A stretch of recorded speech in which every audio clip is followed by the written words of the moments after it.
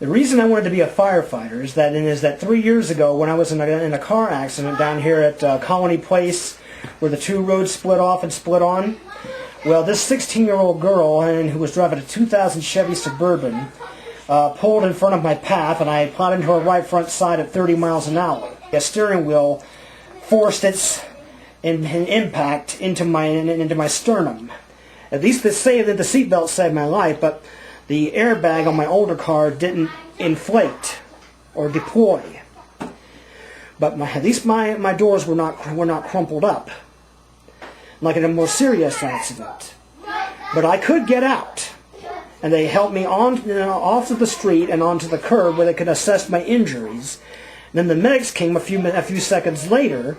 Then the police came, all three services, police, fire, and medic. And the medics assessed my injuries next.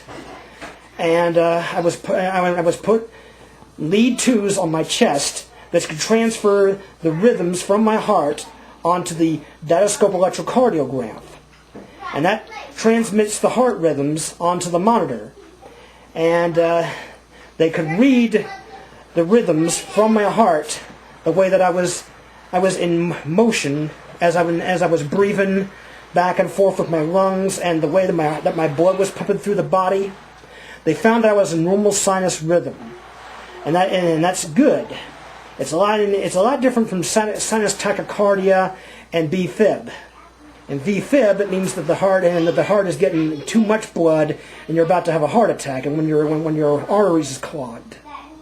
But I was in good shape, but my chest was hurting like a ton of bricks, and my back was out of alignment, and I had a pinched nerve in my neck. And the medics assessed my injury at that time, and after that I didn't want to go to the hospital, but I almost felt like going because I felt that my ribs were cracked. But I'm glad they weren't.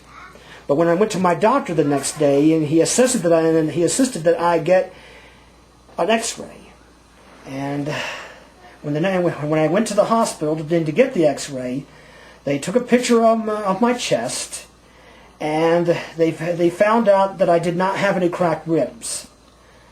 And thank God I was out of that danger.